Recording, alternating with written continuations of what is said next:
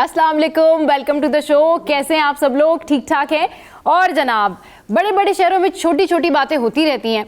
चाहे हम ट्रैफिक में लेट हों, लेकिन आपके लिए हम हर हाल में हाजिर हो जाते हैं। और कोई बात नहीं, अगर अभी मेरी तैयारी जो है कंप्लीट नहीं हुई, लेकिन आप लोगों की मोहब्बत है, आप लोगों का प्यार है, आप लोग इतना ढेर सारा प्यार देते हैं कि मैंने सोचा पहले आप लोगों के सामने लाइव आना ज़रूरी है। और यहाँ पर जब अभी थी मेरी मेकअप आर्टिस्ट थी और वो मुझसे पूछ रही थी कि हम लाइव हैं, तो कोई बात नहीं, लाइव आ गए तो क्या हुआ। तो सबसे पहले हम जान लेते हैं कि आज जो है वो सब्जियों के क्या रेट्स हैं, सब्जियों के क्या भाव ताव हैं। तो चलते हैं, और मीर केरियो हमारे नुमाइंदे हैं जिन्होंने स्पेशल रिपोर्ट आपके लिए बनाई है ताकि आप जान सकें कि आज सब्जियां आप किन रेट्स पर खरीद सकते हैं। So here we go now. Good morning, सुबह का सलाम। इस वक्त मैं कराची के इलाके डिफेंस की एक सब्जी फरोश की दुकान पर मौजूद हूँ।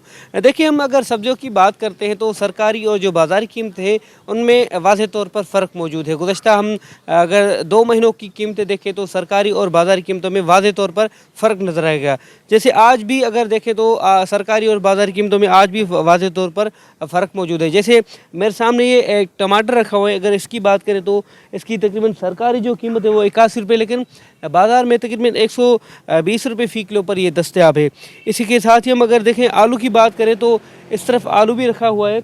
इसकी ये आलू है जैसे रखा हुआ है, तकरीबन इसकी जो बाज़ारी में कीमत है वो तो महंगी है, लेकिन सरकारी कीमत इसकी 69 रुपये, जो जबकि बाज़ार में इसकी जो कीमत है वो तकरीबन 100 रुपये फ़ी किलो पर दस्तयाब है। इसी के साथ ही दीगर जो सब्जियां हैं, जैसे हम अगर लहसुन की बात करें तो अंदर लहसुन रखी हुई है।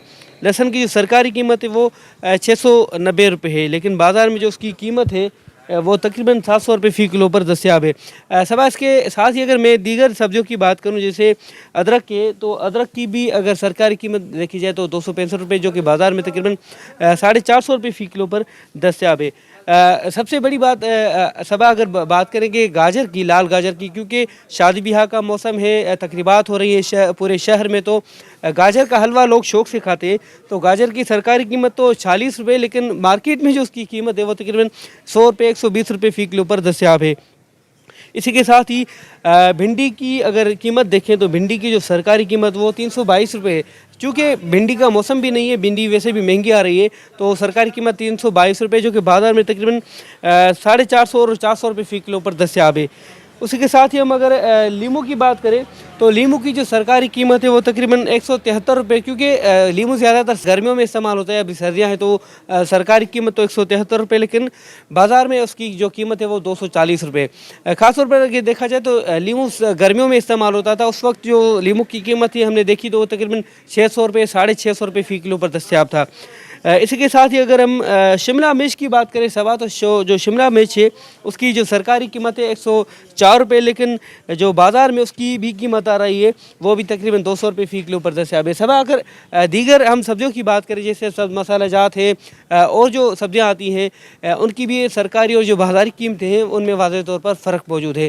ताहम हमने इस सवाल से जब सब्ज़ी फरोशों से, दुकानदारों से बात की, उनका ये कहना था कि ये जो माल आता है मंडी में वो महंगा आने की वजह से हर रोज़ कीमतें तब्दील होती रहती हैं। ताहम अगर कमिश्नर कराची की जानिब से जो मुकर्रर करदा कीमतें हैं वो देखी जाए तो शहर भर में कहीं भी उन पर अमल दरामद होता हुआ नज़र नहीं आता। जी सबा।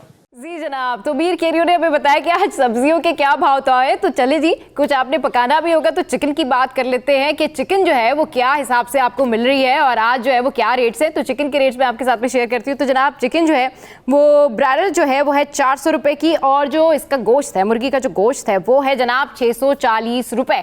तो अब जिन लोगों ने सुबह सुबह जाके जो है वो शॉपिंग करनी है और देखना है कि क्या ग्रॉसरी वगैरह लेनी है, चिकन लानी है, सब्जियाँ लानी है, तो उनके लिए तो मैंने उनको बता दिया। और जनाब अब कुछ दालों की भी बात कर लेते हैं कि आपने आज जो दालें हैं वो जो है वो किस हिसाब से खरीदनी है और दालों के रेट्स क्या हैं। So here we go now. दालों के बारे में आपको बताते हैं। दाल मूंग है ये जनाब, दाल मूंग जो है वो 409 रुपये है। इसके अलावा दाल चना जो है वो 369 है। इसके अलावा दाल मसूर जो है वो 295 है। वी हैव दाल माश जो कि 525 रुपये जो है वो आपको मिल सकती है। वाइट चना जो है वो है 369 और ब्लैक चना जो है वो 299 है। एंड रेड लोबिया 600 और वाइट लोबिया जो है वो है 409। तो दालों के हिसाब से मैंने आपको ये दालों के रेट बताए। वैसे लोग ना दालें खाने के बड़े ही कोई शौकीन होते हैं, यानी कि अगर आपने एक दिन जो है वो गोश्त वगैरह बना लिया है तो नेक्स्ट डे जो है लोग कहते हैं जी हमें दालें खानी है। तो दालों के मैंने आपको सारे जो है वो रेट्स वगैरह सब बता दिए हैं। अच्छा, अब कुछ अगर मैं बात करूं और कुछ कहूँ आपको, कुछ बताऊँ आपको, बताना चाहूँ कि भाई आजकल जो कराची शहर में हालात हैं उस हवाले से, लेकिन ये सारी बातें हम करेंगे और ये सारी बातें हम करेंगे ब्रेक के बाद। लेकिन उससे पहले करेंसी रेट्स जान लेते हैं कि ब्रेक से पहले हम करेंसी रेट्स पे जाते हैं। So here we go now. जनाब आज क्या करेंसी रेट्स है हमें बताया जाए। हमारे पास है जी ऑस्ट्रेलियन डॉलर, ये है 175, कैनेडियन डॉलर 197, फिर उसके बाद यूरो 290 एंड कुवैती दिनार जो है वो 905 पर है। And we have UK pound 345, फिर सऊदी रियाल 74, स्विस फ्रैंक 306 और यूएस डॉलर जो है वो 280। तो ये थे जी माल का हाल, करेंसी रेट्स जो कि हमने आपके साथ में शेयर किया। अब मौसम का हाल भी जान लेते हैं। तो आज मौसम कैसा रहेगा, हियर वी गो नाउ। मौसम का हाल हम जानते हैं और आज मौसम रहेगा 11 बजे 20 सेंटीग्रेड, 12 बजे 22 सेंटीग्रेड और फिर 1 बजे है वो 23 सेंटीग्रेड और फिर 2 बजे 25 सेंटीग्रेड। तो ये रहेगा मौसम का हाल जो कि मैंने आपके साथ में शेयर किया। और मौसम की जो बाकायदा अपडेट्स हैं वो थोड़ी देर बाद जो है हमारी नुमाइंदा, हमारी करस्पॉन्डेंट अक्सा हमारे साथ होंगी, वो हमें बताएंगी कि ओवरऑल कैसा मौसम है। लेकिन अभी हम जा रहे हैं ब्रेक पे, क्योंकि जब ब्रेक से वापस आएंगे तो मुझे बाल भी अपने ठीक करवाने हैं और फिर उसके बाद शादियाँ आएंगी और मैं ज़रा थोड़ा सा अपने बाल शाल ठीक करवा लूँ।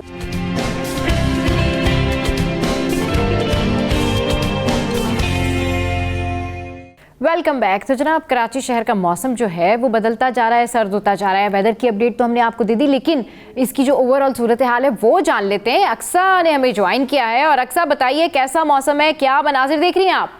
गुड मॉर्निंग सबा। अगर हम बात करें शहर कायद के मौसम की तो शहर का मौसम खासा खुशगवार है, शहर का मौसम खासा हसीन है। सर्दी की लहर बरकरार है, पारा 11 डिग्री तक रिकॉर्ड किया गया। शहर का इस वक्त मौजूदा दर्जा हरारत 15 डिग्री सेंटीग्रेड है। हम इस वक्त मौजूद है फेडरल हॉल में और आप मेरे अक़ब में देख सकती हैं क्या खूबसूरत मनाजिर है।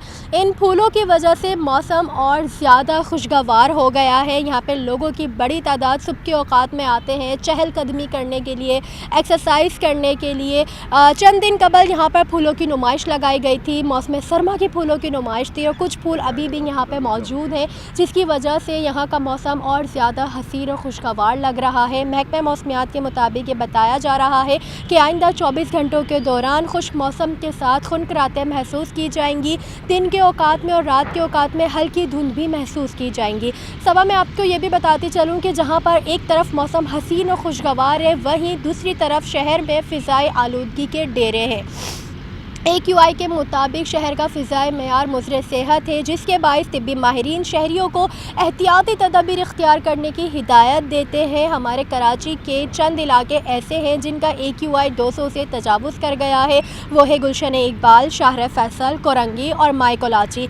इन इलाकों के AQI 200 से तजावुज़ कर गया है। तिब्बी माहिरीन ने ख़ास तौर पर इन इलाकों के रहायशियों के लिए एहतियाती तदाबीर इख्तियार करने की हिदायत दी है कि अगर आप अपने घर से निकल रहे हैं तो मास्क पहन कर निकलें, बिला ज़रूरत अपने घरों से बाहर ना निकलें, डस्ट की वजह से अपने घर की खिड़की और दरवाजे बंद रखें। अगर आप आउटडोर एक्सरसाइज करने के आदी हैं तो कुछ दिन उससे गुरेज करें जब तक ये फ़िज़ाई मेयार ठीक नहीं होता। जी अब हमने मौसम की सूरत हाल तो जानी और अब कुछ बात उन लोगों की कर लेते हैं जिन लोगों को आज जो है वो फ़्लाइट्स लेनी है या फिर उनको पता करना है कि भाई आज क्या चल रहा है हमारे कराची एयरपोर्ट पर। तो आपको इसकी कुछ डिटेल बताते हैं, क्योंकि ये बड़ा इंपॉर्टेंट चीज़ होती है कि आपको मालूमात होनी चाहिए कि सिटी अपडेट्स जो हैं वो क्या हैं। तो वो मैं आपके साथ में शेयर करती हूँ कि तकनीकी और ऑपरेशनल वजूहात के बायस आज कराची से रवाना होने वाली 6 परवाज़ें जो हैं वो मनसूख हो गई हैं। तो ये 6 परवाज़ें हैं जो कि मनसूख कर दी गई हैं। एंड कराची से लाहौर एयर सियाल की परवाज़ है ये PF 145 जो कि मनसूख कर दी गई है।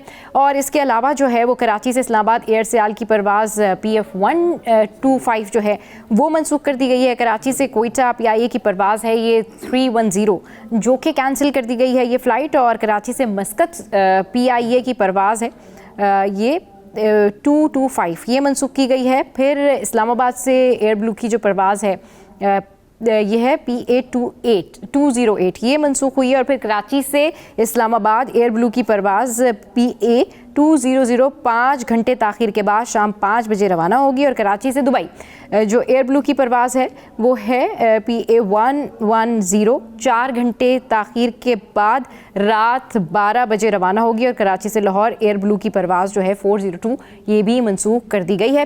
तो ये मैंने आपको जो है वो फ़्लाइट शेड्यूल बताया कि इस तरीके से जो है ये फ़्लाइट शेड्यूल रहेगा। तो व्हाट वी हैव, अब हमारे पास है गोल्ड प्राइजेस यानी सोने की कीमतें। तो सोने की कीमतें जो हैं वो कभी बढ़ती हैं कभी कम होती हैं, और लोगों ने रोज़ाना ही जो है ना डेली बेसिस के ऊपर सोना ख़रीदना होता है या फिर समहाउ सोना बेचना होता है। तो सोने के रेट्स जो है मैं आपके साथ में शेयर कर लेती हूँ। सोने के रेट से जनाब सोने की कीमतों में कमी हो गई है, अच्छी खबर है। सोने की कीमतों में हो गई है कमी एंड फ़ी तोला सोना जो है वो 1400 सस्ता होकर 2,77,900 रुपये का हो गया है। अच्छा जी, और 10 ग्राम सोना जो है वो 1201 रुपये की कमी से 2,38,254 रुपये का हो गया है। और आलमी मार्केट में $14 सस्ता होकर ये $2,661 फ़ी ऑन्स हो गया है। इसके अलावा 1 तोला चांदी जो है वो 3350 रुपये पर बरकरार है। तो आज जिन्होंने सोना ख़रीदने जाना है वो सोने को ख़रीदने जा सकते हैं। आप देख सकते हैं कि सोने की जो कीमतें हैं उसमें हो गई है कमी। अच्छा जनाब, सोने की कीमतों में तो कमी हो गई है, लेकिन हुकूमत ने जो पेट्रोल के नर्ख हैं वो बढ़ा दिए हैं। और नए साल के पहले महीने में ही ये जो पेट्रोल प्राइसेस हैं ये हाई हो गए। और इसकी क्या अपडेट्स हैं, अवाम क्या सोच रहे हैं, अभी क्या सूरत हाल है, ये जानने के लिए हमारे नुमाइंदे जो हैं फ़ारान, उन्होंने हमें ज्वाइन किया है और उनसे पूछते हैं कि क्या सूरत हाल है और क्या नहीं है। काविश हमारे साथ मौजूद हैं। जी काविश, अपडेट कीजिए। जी बिल्कुल सबा, हुकूमत का तो कहना है सब कुछ ऑल इज़ वेल है, लेकिन हकीकत ये है कि पेट्रोलियम मसनूआत की कीमतों में एक बार फिर इजाफा हुआ है और इसका डायरेक्ट इम्पैक्ट पड़ता है आम सारिफ पर। यकीनन अब डीज़ल भी महंगा हुआ है, तो जो गुड्स ट्रांसपोर्टर्स हैं वो तो किरायों में कमी का ऐलान करेंगे नहीं, वो यकीनन किरायों में इजाफे की बात करेंगे। साथ ही साथ जब पेट्रोल महंगा होता है तो मोटरसाइकिल सवार सबसे ज़्यादा मुतासर होता है। चिंगची वाले, रक्षा ड्राइवर्स वो पेट्रोलियम मसनूआत को जवाज़ बनाकर किरायों में इजाफा कर देते हैं। अब हुकूमत कहती है एक जानिब उड़ान पाकिस्तान प्रोग्राम है जिसका आदाद शुमार रखेंगे कि 5 साल में मुल्क में किन किन चीज़ें हैं जिनकी निशानदेही की गई, इनको बेहतर करना है। लेकिन हम देखते हैं कि जहाँ एक जानिब हम बात करते हैं बिजली और गैस की प्राइस के हवाले से कि वो आसमान पे पहुंच चुके हैं, जिसकी वजह से इंडस्ट्री का पहिया जाम हो चुका है, तो वहीं हम देख रहे हैं कि जो पेट्रोलियम मसनूआत हैं उनकी कीमतों में इजाफे से जो आम सारिफ है उसके लिए रोज़मर्रा के अखराजात पूरे करना मुश्किल हो गया है। जब भी हम पेट्रोलियम मसनूआत की बात करते हैं 15 दिन में इजाफा होता है या कमी का ऐलान होता है, उसके बाद 1 तारीख को, तो फिर जब मार्केटों का रुख करते हैं जो अशिया खुर्दनोश है जिनकी कीमतें पहले ही आसमान से बातें कर रही हैं, ये सिर्फ हुकूमती आदाद तो शुमार में ही है कि जहाँ कहा जाता है कि महंगाई 40% से कम होकर 4% पर आ गई है।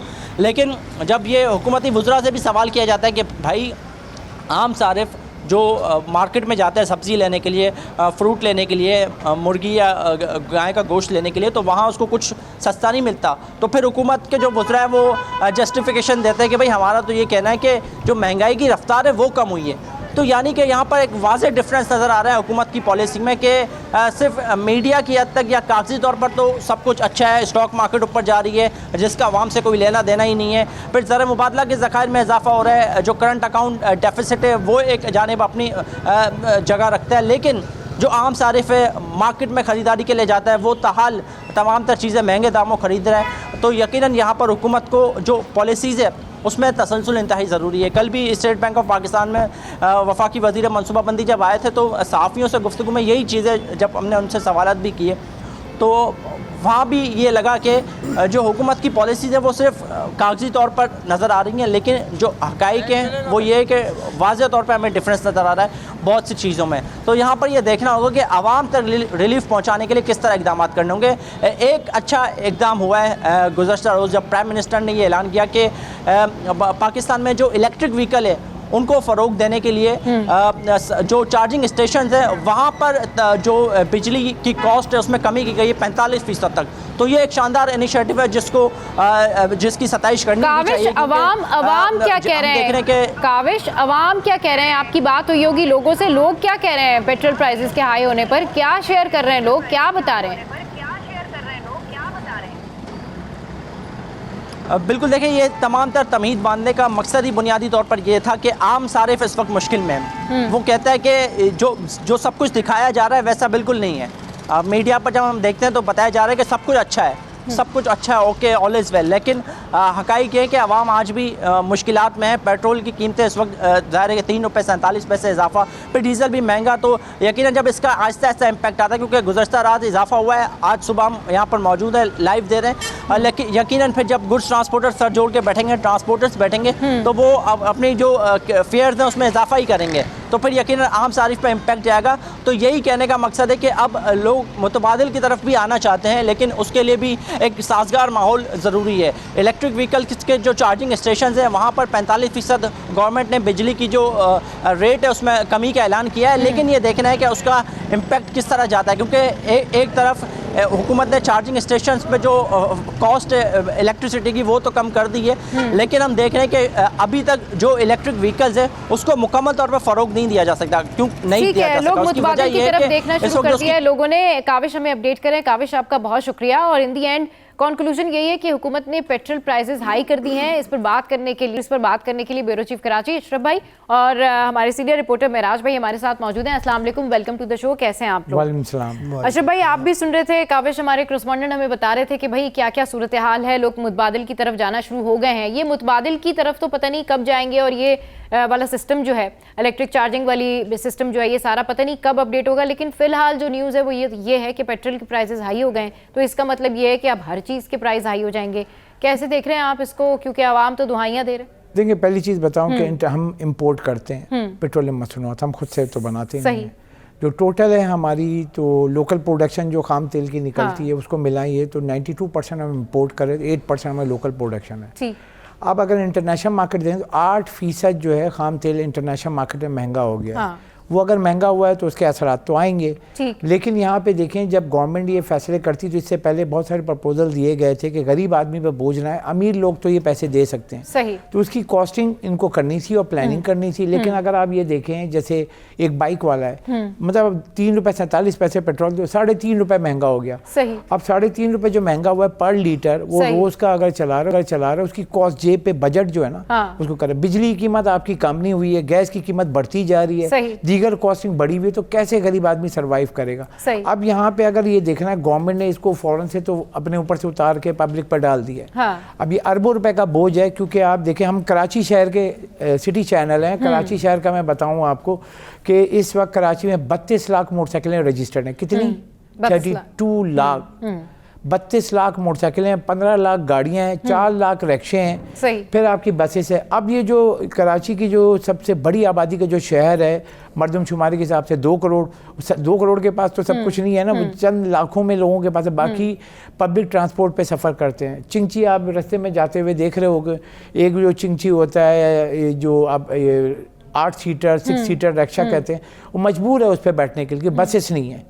250 बसेस आई हैं, शरीय इनाम मेमन कोशिश कर रहे हैं, लेकिन ये इतनी बड़ी आबादी का शहर है कि अब आप देखें ना, वो जो रिक्शे में बैठता है फौरन से किराया बढ़ा देगा। अब वो उसके ऊपर मजीद पर लीटर बढ़ा है, मेराज में भी इसे बताएंगे 3.5 रुपए, और वो 5-5 रुपए बढ़ा देंगे। अब वो गरीब आदमी है, देखे ना आप ट्रैवल, अब भाई इन लोगों को तो मौका चाहिए कि अगर पेट्रोल की प्राइस थोड़ी सी भी हाई हो जाती है ना तो उसके फौरन बाद बाकी चीज़ें बढ़ा देना। अभी जैसे बहुत अच्छी बात की अशरफ भाई ने कि 47 पैसे बढ़ा है, लेकिन वो देखें आप 1-1 रुपए या जो है ना थोड़े पैसे खुद से भी बढ़ा देंगे। महराज भाई क्या इस पे आप कहेंगे?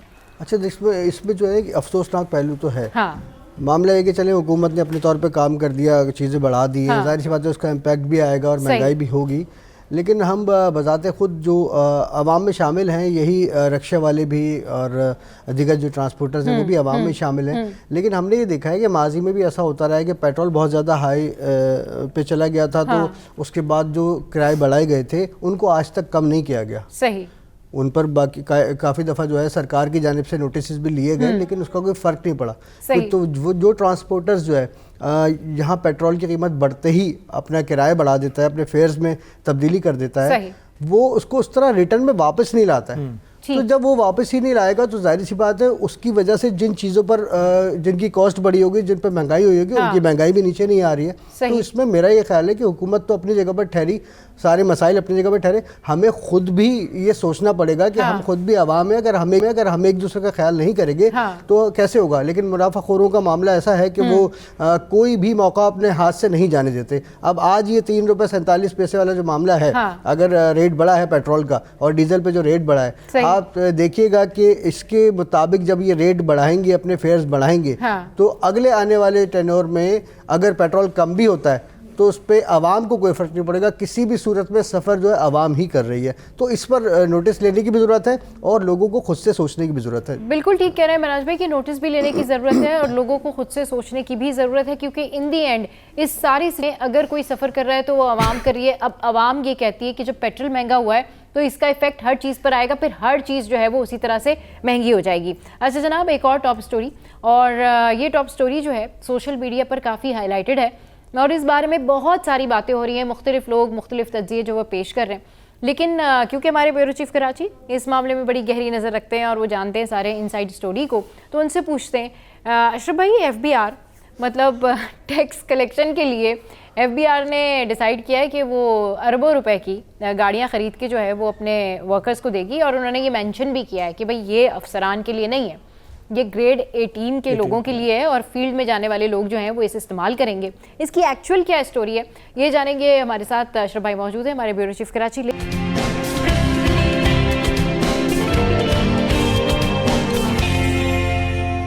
हमारे साथ मौजूद हैं अशरफ भाई। न्यूज़ पैकेज में तो आपने पूरी डिटेल बता दी, लेकिन एक एक इसकी चीज़ जो है ना आपने भी आवाम के साथ में शेयर करनी है, क्योंकि दुनिया परेशान हुई हुई है कि टैक्स कलेक्शन पूरी दुनिया में अब डिजिटाइज हो गया है, मतलब अब कंप्यूटराइज हो गया है। सारे लोग अपना टैक्स जो है वो अपनी वेबसाइट और ऑनलाइन पे जाके भर देते हैं। लेकिन हमारे यहाँ जो है वो नई मतलब एक जिद्दत पेश की गई है कि जी गाड़ियाँ ख़रीद के अफसरान को दी जाएंगी और फिर वो सब जगह जाएंगे, उससे टैक्स कलेक्शन जो है वो ज़्यादा जनरेट होगा। What do you think on that कि वाकई मतलब इससे बड़ा फ़ायदा हो जाएगा, ज़्यादा टैक्स कलेक्ट हो सकेगा? नए लोग आते हैं, नए मशवरे देते हैं, नए अपना इंफॉर्मेशन दिखाते हैं। चेयरमैन FBR है, ये बेसिकली देखा जाए सिक्योरिटी से पावर डिवीज़न के। अब चेयरमैन FBR आ गए, 20 ग्रेड के थे ये, 21 ग्रेड का होता है चेयरमैन FBR। 20 ग्रेड के ऑफिसर को आप 21 ग्रेड पे लेकर आए हैं, फिर जो उनको जो लोग कह रहे हैं वो कर रहे हैं। मैं बहुत दफ़ा गया हूँ, एडवाइजरी बोर्ड की मीटिंग होती है, वहाँ पे बात हुई थी, तो एक छोटी मोटी सी प्रपोजल दिया था। हमने कहा था कि भाई नॉन कस्टम पेड गाड़ियाँ कस्टम वगैरह पकड़ती है, FBR पकड़ती है, तो आप क्यों ना अपने अफसरान को दे देंगे। क्योंकि देखें ना, ये पैसे जो हम बात कर रहे हैं ये FBR के अपने पैसे नहीं है, ये वो आप मेरी सैलरी से टैक्स कट रहा है और जो बिजनेसमैन कारोबार कर रहे हैं वो टैक्स देने के मुल्क को चलाने के लिए। ठीक है, FBR को नहीं चलाना है हमें। अभी तो 3 अरब रुपए तो गाड़ियों के लिए दिए, टोटल 5 अरब से ऊपर जाएगी भाई। 1010 गाड़ियां, 1-2 गाड़ियां नहीं है, 1010। जैसे याद होगा, अब 2000 रुपए गवर्नमेंट आई थी, बोला 2000 रुपए गरीबों को हम देंगे, तो 1010 गाड़ियां ये और एक 50 लाख रुपए के भी। मैं मिराज भाई से पूछ रहा था, इसमें चीज़ें भी है, नेविगेशन सिस्टम भी लगेगा, आगे पीछे कैमरे लगेंगे, लोगो लगेंगे और सब कंपनी मेंटेन होगा, तो उसकी कॉस्ट देखें आप कि बहुत ऊपर जाती है। अब ये टैक्स दहंदगान का पैसा है और आप किसको पकड़ने जा रहे हैं? जो टैक्स नेट में नहीं है। अब ये फेलियर किसका है ये देखना होगा। बहुत सिंपल है, पूरी दुनिया में जब भी हम लोग बैठे हमने बोला है कि आप ट्रैक एंड ट्रेस, जो लास्ट गवर्नमेंट आई थी उसमें भी प्रपोजल दिए थे, बहुत सिंपल सा है। आप जाएं, इंडिया देखें, बांग्लादेश देखें, दीगर ममालिक देखें, रीजनल ममालिक की ट्रैक एंड ट्रेस है कि एक एक चीज़, जैसे ये प्रोडक्ट निकली फैक्ट्री से, इसके ऊपर ट्रैक एंड ट्रेस लग गया, इस पर टैक्स कटा है नहीं कटा है, FED कटा है नहीं कटा है, एड सोर्स वो चला गया बाजार में कहीं भी बिके, एड सोर्स जब कट गया तो इसका मतलब टैक्स नेट में आ गया। अब आप ये देखें, हमारे यहाँ आपके फर्टिलाइजर है, आपके पास आप आ जाए सीमेंट है, आपके पास सिगरेट्स बिकती हैं, आपके पास मतलब इसका कोई ट्रैक एंड ट्रेस नहीं है। कितनी प्रोडक्ट बिक रही, अरबों रुपए मैंने लास्ट टाइम दिया था, मतलब अरबों रुपए आपने सिगरेट पी के फूंक दिए, उसमें टैक्स कितना देते हैं आप देख लें। सही। अब मेन ये कि जो भी प्रोडक्ट मुल्क को चलाना है इसके लिए बहुत सिंपल है, ट्रैक एंड ट्रेस करें। सही। ऑटोमेटिक, जैसे आपने कहा डिजिटलाइज हो गया है, जो प्रोडक्ट निकल रही है उसके ऊपर ट्रैक एंड ट्रेस लगाएं, हर प्रोडक्ट पे टैक्स कट जाएगा।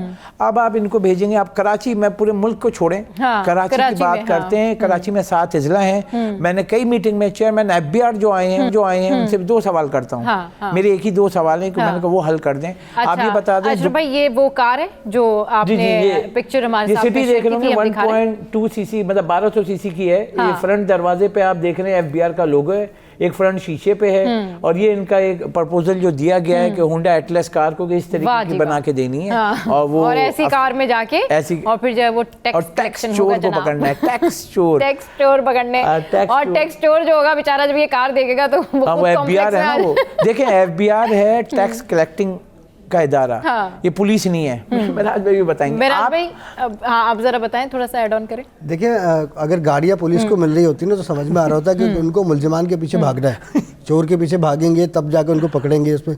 अब मामला ये है कि इनका तो मामला अभी भी, अगर डिजिटलाइज की बात करेंगे तो अभी भी डिजिटलाइज तो है वो क्योंकि देखिए हम अगर कोई किसी भी चीज़ की खरीदारी करते हैं तो हम तो वैसे ही टैक्स पे कर रहे हैं, हमारी सैलरी में से भी टैक्स कट के आ रहा है, तो टैक्स तो दिया जा रहा है और उनको सब पता है कि किसने देना है टैक्स और किसने कितना देना है, ठीक है ना। फिर भी चले हम ये देखते हैं कि शहर में बहुत सारे लोग जो है वो चोरी कर रहे होते हैं टैक्स की, लेकिन मेरी एक बात ये मन तक समझ में नहीं आई कि इस गाड़ी में जाके टैक्स चोर को कैसे पकड़ा जाएगा। गाड़ी में मतलब क्या टैक्स चोर आगे आगे भाग रहा होगा अगली गाड़ी में, आप उसको चेस करेंगे और उसके बाद साइड पे लगा के इसको रोकेंगे पुलिस की तरह कि हाँ भाई जितना टैक्स है निकाल दो। तो मतलब बहुत खैर अच्छी बात है। नहीं तो आपको क्या प्रॉब्लम है? उन्होंने इसकी तौजी भी पेश की। उन्होंने कहा जी सिंध गवर्नमेंट ने भी इससे पहले जो है वो 138 जो डबल केबिन गाड़ियां थी वो इंट्रोड्यूस की थी और बहुत सारी उन्होंने तौजी पेश की। उन्होंने कहा जी ये जो हम खर्चा कर रहे हैं ना, अगर हम 1 रुपया लगाएंगे तो 10 रुपए वापस आएंगे। मतलब ये ऐसा नहीं है, ये थॉट है। अब आप सोचे ना, मेराज भाई की बड़ी गाड़ी है, मेरे पास भी गाड़ी है माशाल्लाह से, अल्लाह ताला ने गाड़ी कराची की तंग गलियों में जाके ये वाली गाड़ियों में वो फिर टैक्स कलेक्ट पूरे करेंगे। मुल्क में गाड़ियां चली, 1010 गाड़ियों का फ्यूल लगाए आप रोज का 1 लीटर तो नहीं डलेगा, वो भी कॉस्ट आएगी, फिर उसका वेयर एंड ट्रेयर आएगा। मतलब ये आप 1010 गाड़ियों की कॉस्ट किसके पैसों से लगाएंगे? ऑब्वियसली आवाम के पैसों से, सैलरी पेशा लोग, ये पैसे आवाम को, गरीब आदमी को सहूलत देने के लिए। आप टैक्स नेट को पकड़ना, मैं सिंपल जो बता रहा था, कराची में अगर आप इनसे जितने भी एफबीआर के लोग हैं ना, मैं सारे ऑफिसर्स बैठे थे, मैंने कहा सर एक सिंपल सा सवाल है, सिंपल सादा आसान, कराची में कितनी दुकानें हैं? वो सब एक दूसरे को देख रहे हैं। मैंने कहा कितनी दुकान, शटर पावर कितने हैं? आप पूरे मुल्क का आप बता दें, नहीं पता। कराची में कितनी है, नहीं पता। मैंने चले अच्छा इसको छोड़ें, कराची में 7 इंडस्ट्रीज जोन है, सनतें कितनी है? अफसोस होता है मुझे, सीरियस मतलब अफसोस होता है कि एक एफबीआर का इदारा है, सिंध रेवेन्यू बोर्ड का इदारा है, मतलब आप वो वर्किंग कर लें, निकलें, आप 7 इंडस्ट्री जोन में जाए, सबकी एसोसिएशंस हैं, ये हैं एसोसिएशन, एग्जाम्पल लेते हैं, अल्लाह करे ये बन जाए काटी के सदर करंगी एसोसिएशन के, मैं जाऊंगा इनसे, आप बताएं लिस्ट दे दे कितनी फैक्ट्रियां हैं, लिस्ट मिल गई, फिर मैं जाऊं दूसरे में, फिर लांडी में जाऊं, फिर बिन कासिम जाऊं, 7 इंडस्ट्री जोन की मैंने लिस्ट ले ली, मैंने कैलकुलेशन किया, मैं बता रहा हूं यहाँ बैठ के ऑन स्क्रीन के 24,000 छोटी बड़ी सनतें कराची में, ये पूछे इनके पास क्यों नहीं है ये? नहीं तो अब देखें जब गाड़ियां ये सारी आ जाएंगी, जगह जगह जाएंगी, एक्टिवेट होंगी, सब जगह जाएंगी, तो आवाम कहेंगे जी अब हमने टैक्स पे करना है।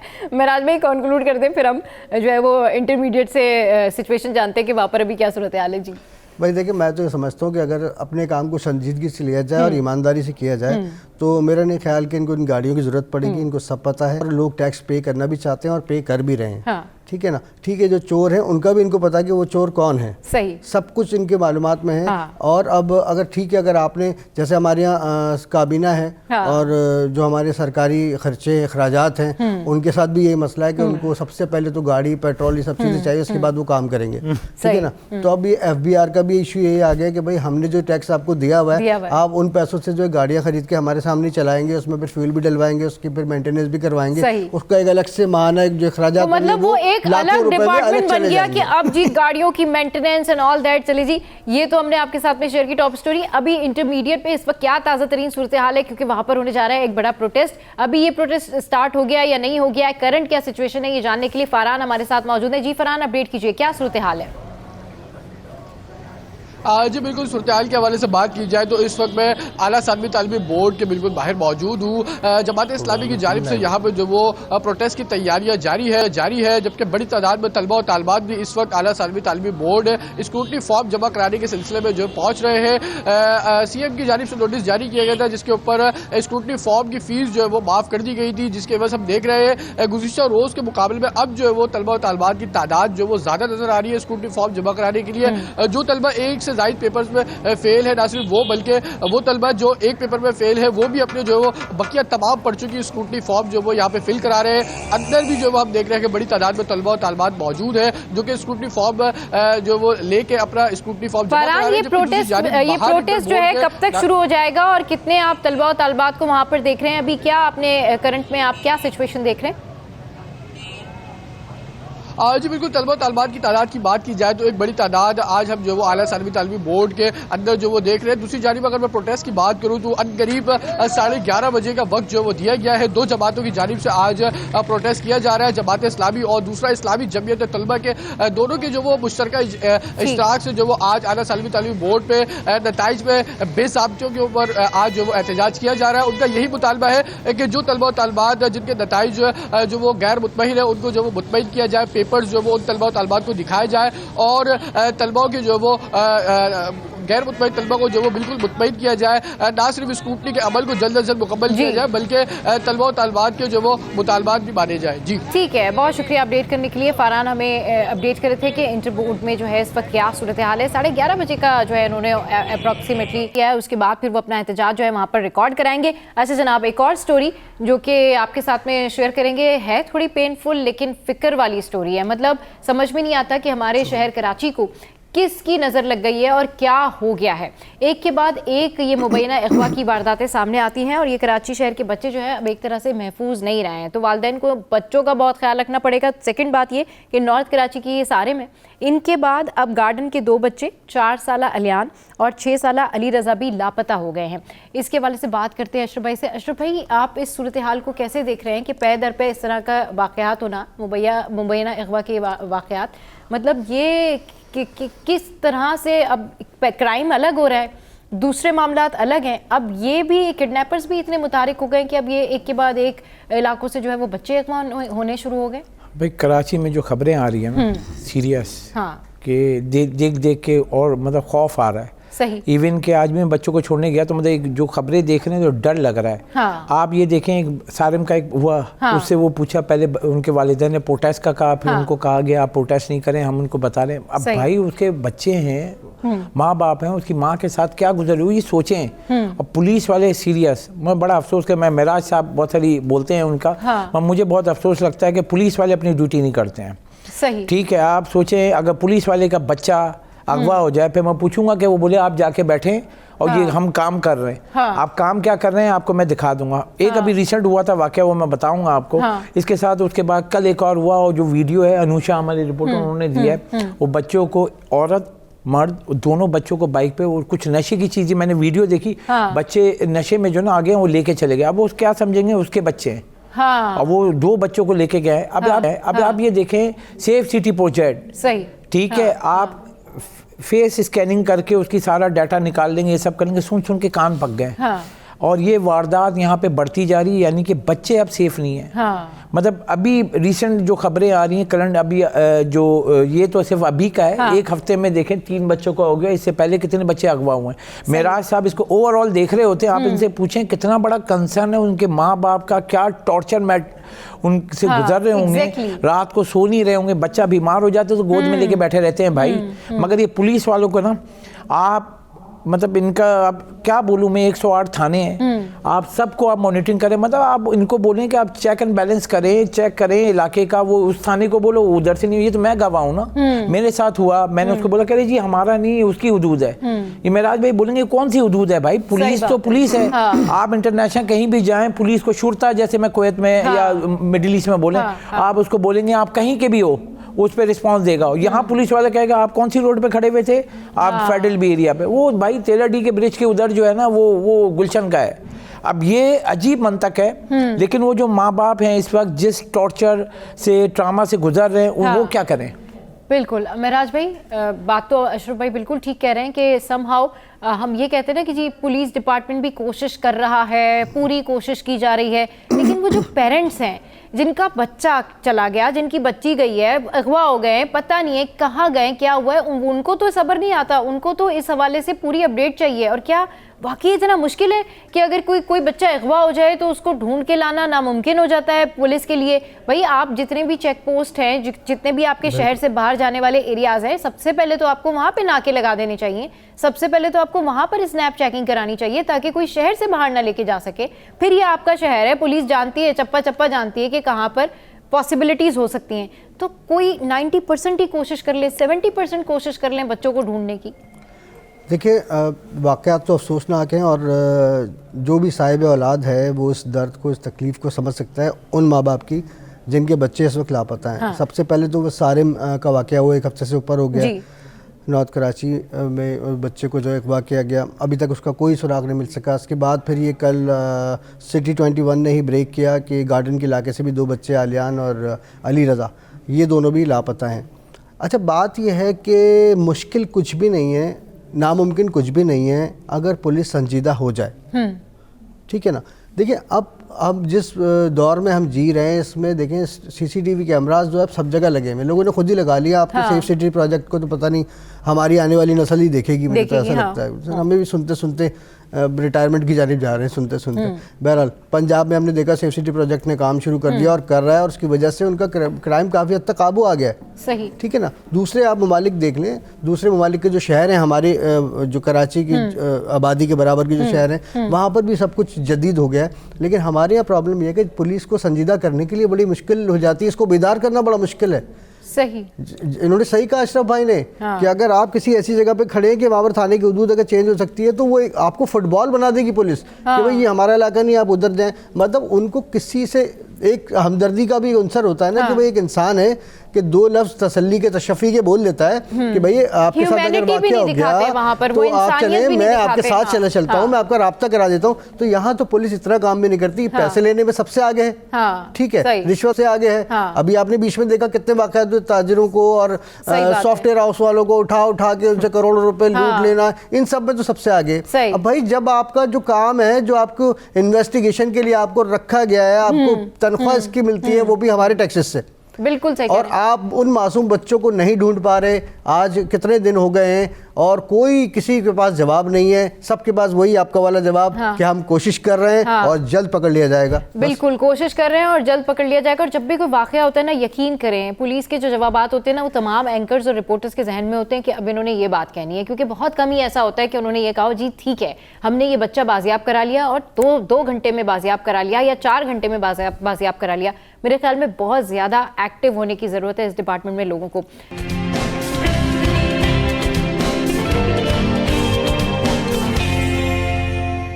Welcome back. तो आए दिन इस तरह के वाक़यात सामने आते हैं, कभी स्टूडेंट का एहतजाज हो रहा है, कभी जो है वो टिकटॉक से रिलेटेड बहुत सारी खबरें सामने आ रही हैं। ठीक है, आप सोशल मीडिया ऐप पर एक्टिव होते हैं और नए नए जो है वो आप आइडियाज़ पेश करते हैं, लेकिन इतने नए आइडियाज़ जो आपकी जान ले लें, मतलब एक ऐसा शौक़ जो कि जिससे आप अपनी जान से ही जाएं, मेरे ख्याल में इस शौक़ के लिए ना वालिदैन को कोशिश करनी चाहिए कि वो अपने बच्चों को ये समझाएं कि अगर उन्हें टिकटॉक बनाना है तो उनकी जो है वो क्या लिमिटेशंस होनी चाहिए। ज़रूरी नहीं है कि आप इतनी रियलिटी दिखाएं कि रियल में ही आप जो है वो जान से जाएं। मैं ये वाक़या आपके साथ में शेयर करने जा रही हूँ। ये लाहौर में ये वाक़या हुआ है और ये गालिब मार्केट की तरफ हुआ है। कासिमपुरा में छत पे 2 भाई थे ये, जो कि टिकटॉक बनाने छत पर गए और इनके पास जो है गन थी। अब सवाल ये है कि घर में इस तरह की गन रखना, लाइसेंस्ड गन थी या नहीं थी या व्हाटएवर, लेकिन जो बच्चे हैं उनको तो इतना समझ नहीं होती है। फिर उन्होंने टिकटॉक बनाने की कोशिश की, गोली चल गई। फिर अब्दुर्रहमान को अस्पताल ले जाया गया, लेकिन वो जांबर नहीं हो सके। इस तरह के वाक़यात ना आए दिन सामने आते हैं कि कोई समंदर पे खड़ा था, किनारे पे खड़ा था जी, उसने बहुत अच्छा शॉट लेना था और उसके बाद वो एकदम से नीचे गिर गया। कोई ट्रेन में जा रहा था तो उसने टिकटॉक बनानी थी तो ट्रेन से वो नीचे गिर गया। अशरफ भाई हमारे साथ मौजूद है, महराज भाई हमारे साथ मौजूद है। महराज भाई, बात अगर देखी जाए ना तो ये सोशल ऐप की है, लेकिन लोगों की जानें भी जा रही हैं, मतलब ये शौक़ लोगों की जानें ले जा रहा है और इस हवाले से पेरेंट्स या घर वाले शायद वो किरदार अदा नहीं कर पाते जो उन्हें करना चाहिए। भाई सोशल मीडिया पे आप इसको रोक नहीं सकती हैं, लोग अपने एक्सट्रीम पे चले जाते हैं। और मेरा ये है कि चाहे टिकटॉक हो, ट्विटर हो, या ये सारे जो बहुत सारे सोशल मीडिया ऐप जो हैं, इन्होंने पहले एक वो लाए थे कि इन्होंने कोई ब्लॉक का लाए थे और बहुत सारी के उसको जो है वो डिलीट कर देते हैं।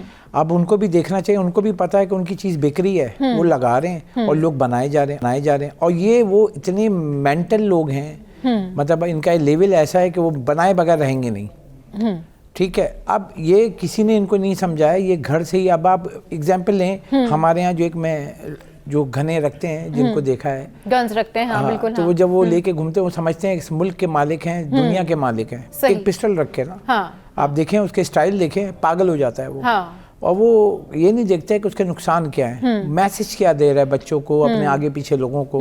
वो पिस्टल लेके उतरेगा, गन हाथ में लेके। हम लोग भी घूम रहे हैं भाई, हम लोग भी इंसान हैं, हमें भी जान कीमती है भाई, मेरे भी बच्चे हैं, तो मैं भी पिस्टल लेके घूमूं, ये नहीं है। देखिए, हमें भरोसा करना पड़ेगा, हमारे लॉ इन्फोर्समेंट एजेंसी हैं, ये सब है, लेकिन ये वाला का मैसेज बहुत गंदा होता है। अब आपकी छोटी सी मिस साहब, आपने पिस्टल रख दी, बच्चे लेके गए ऊपर और ये रख के कर रहे हैं, आपको ये चीज़ आपको पता है, दिखाना भी मना।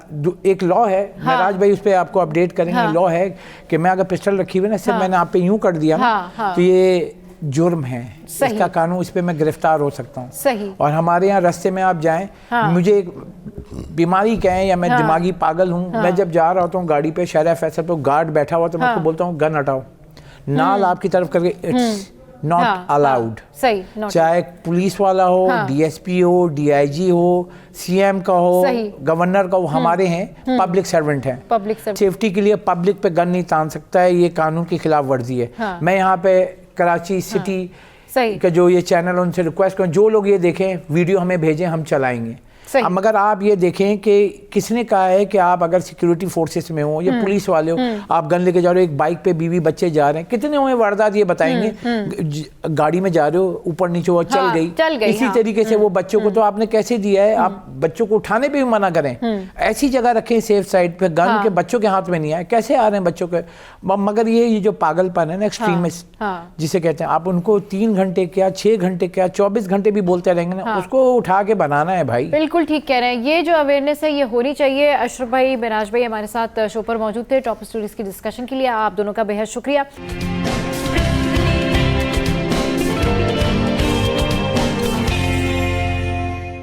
Welcome back. तो जनाब, आज हम बात करेंगे कि इंग्लिश लैंग्वेज कितनी ज़रूरी है और ये किसी शख्स की पर्सनैलिटी में कितना अहम किरदार अदा करती है। लेकिन अगर कोई बहुत पढ़ा लिखा शख्स है और उसे इंग्लिश बोलनी नहीं आती, तो क्या इससे उसकी पर्सनैलिटी या तालीम को जज किया जा सकता है? हमने इंग्लिश लैंग्वेज को या इस ज़बान को इतना सरों पे हावी क्यों कर लिया? हमारे लिए ये जो है वो स्ट्रेस ज़्यादा बन गया है और पर्सनैलिटी ग्रूमिंग जो है वो बहुत कम लोगों में रह गई है। इस पर बात करने के लिए इस वक्त हमारे साथ मौजूद हैं मोहतशम हुसैन साहब, जो कि प्रिंसिपल हैं स्मार्ट स्कूल के, और उनके साथ मौजूद हैं जावेद वरसो, जो कि एजुकेशनिस्ट हैं और इंग्लिश लैंग्वेज एक्सपर्ट हैं। अस्सलाम वालेकुम, वेलकम टू द शो। कैसे हैं आप लोग? ठीक ठाक? अच्छा मुहतशम साहब, जिस तरीके से अभी मैं आपको बता रही थी कि हम लोगों ने इस ज़बान को इतना हावी कर लिया है कि हमारी जो पर्सनैलिटी की रियलिटी है ना, वो भी कहीं इसमें खो गई है। ऑब्वियसली पहले तो ये बताएं ये ज़बान आना कितना ज़्यादा ज़रूरी है, और दूसरा ये बताएं कि जिनको नहीं आती, क्या वो पढ़े लिखे नहीं कंसिडर किए जाते? अस्सलाम वालेकुम। नहीं, देखें, असल में बात ये है कि ठीक है, इंग्लिश लैंग्वेज को पाकिस्तान के अंदर as an international language consider किया जाता है। हाँ। तो हमें ये बात समझने की ज़रूरत है, इंटरनेशनल लैंग्वेज का मतलब है जब आप इंटरनेशनल फोरम पे जाते हैं तो कम्युनिकेशन की एक लैंग्वेज बना दी गई है कि जी हम अपनी ज़बान बोलें, वो अपनी ज़बान बोलें, तो डिस्टर्बेंस ना आए, इजीली हम कम्युनिकेट कर सकें। बस ये इसकी इम्पोर्टेंस है। लेकिन बदकिस्मती से हमारे एरियाज़ के अंदर इस चीज़ को इतना ज़्यादा हाईलाइट कर दिया गया है कि हम ये समझते हैं कि हमारे पास जो स्किल्स होती हैं, स्टूडेंट स्किल्स होती हैं, या जो हमारे पास प्रैक्टिकल स्किल्स हैं, वो बिल्कुल डिपेंडेंट हैं लैंग्वेज के ऊपर। सही। जबकि ऐसा बिल्कुल भी नहीं है। अगर आप पाकिस्तान को छोड़ के अदर कंट्रीज़ की बात करें, जितनी भी हमारी अच्छी कंट्रीज़ हैं, तरक्की याफ्ता ममालिक हैं, जिनमें जापान आता है, अमेरिका आता है, जर्मनी है, फ्रांस मौजूद है, चाइना मौजूद है, इस वक्त बहुत बड़ी इंडस्ट्री बनने के लिए सामने आ रहा है उभरता हुआ। क्या ये इंटरनेशनल फोरम पे इंग्लिश यूज़ कर रहे हैं? आप चाइनीज को देखें वो चाइनीज बोल रहे हैं, हाँ। जापानी को देखें वो जापानी बोल रहे हैं, अमेरिकन को देखें वो अमेरिकन बोल रहे हैं, जर्मन में जाएं तो वो आप जर्मन सीखेंगे तो वहाँ जाएंगे, वरना वीजा नहीं दे रहे हैं, फ्रेंच, ठीक है। तो पाकिस्तान के अंदर हमने इंग्लिश को क्यों इतनी इंपॉर्टेंस दी हुई है, और सिर्फ हमने इंग्लिश को इंपॉर्टेंस नहीं दी हुई।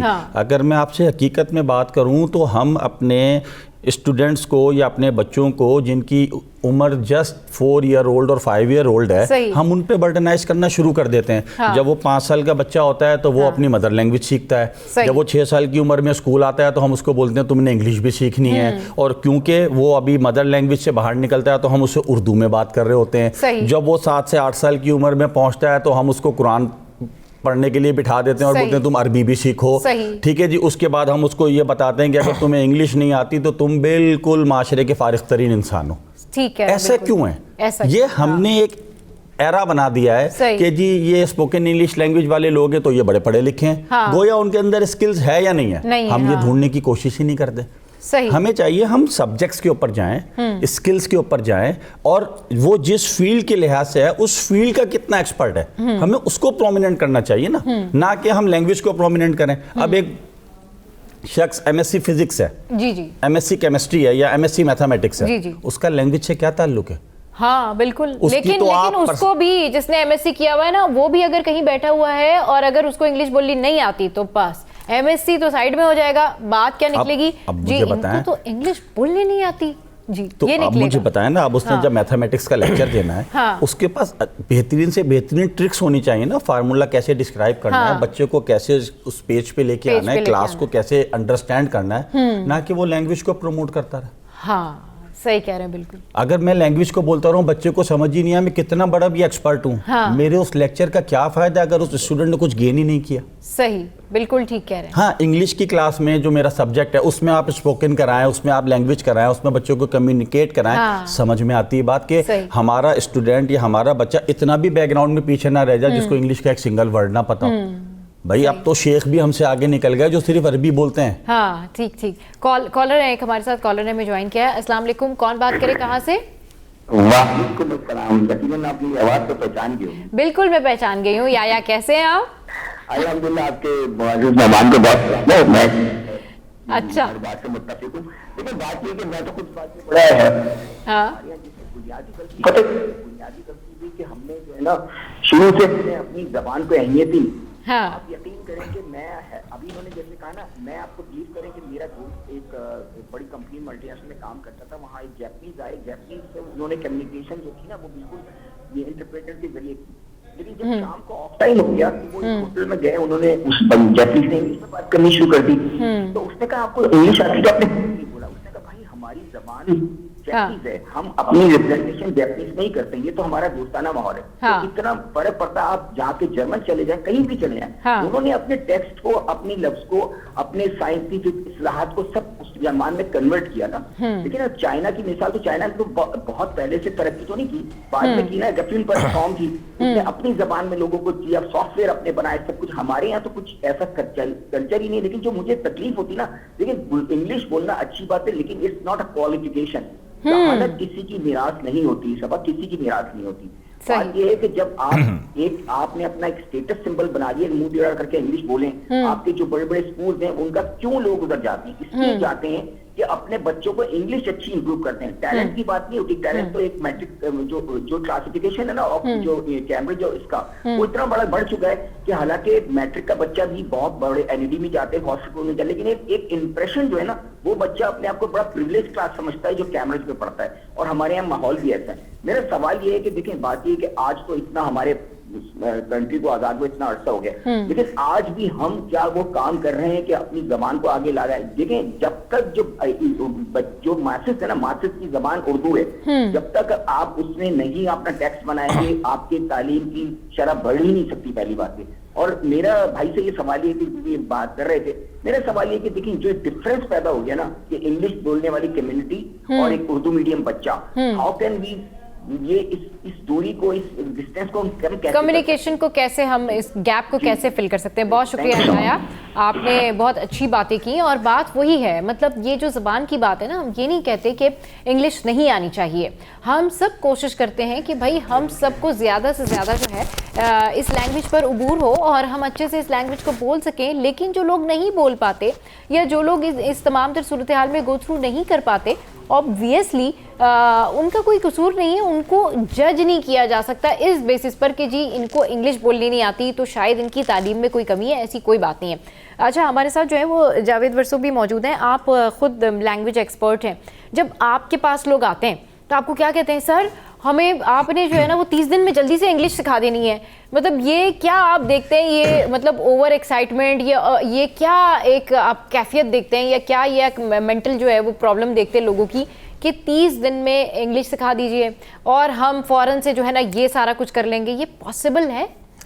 असल में यहाँ पर अंग्रेज़ी की जो डेफिनेशन है वो लोगों को गलत बता दी गई। यहाँ अंग्रेज़ी की डेफिनेशन को कामयाबी से, स्टैंडर्ड से, क्लास से जोड़ा गया है। सही। जबकि इंग्लिश एक ज़बान है, चाइनीज़ मैंडरीन के बाद दुनिया में सबसे वाइडली स्पोकन जो है ये लैंग्वेज है, जो कि कम्युनिकेशन के लिए काम आती है। अगर आप पीछे जाए 15वीं सेंचुरी के बाद जब इंडस्ट्रियल रिवोल्यूशन जो है वो आई, और 1857 के बाद सर सैयद अहमद खान ने जब इम्पोज की थी ये चीज़ें कि कहा था कि ये लैंग्वेज जो है हमें सीखनी चाहिए, तो ये ज़बान सीखने के लिए क्यों कहा था? इसलिए कहा था ताकि हम अपने हक के लिए आवाज़ उठा सके, कम्युनिकेट कर सके, उस वक्त जो सराउंडिंग थी, जो माहौल थी, उस सिनारियो में फिट बैठ सके।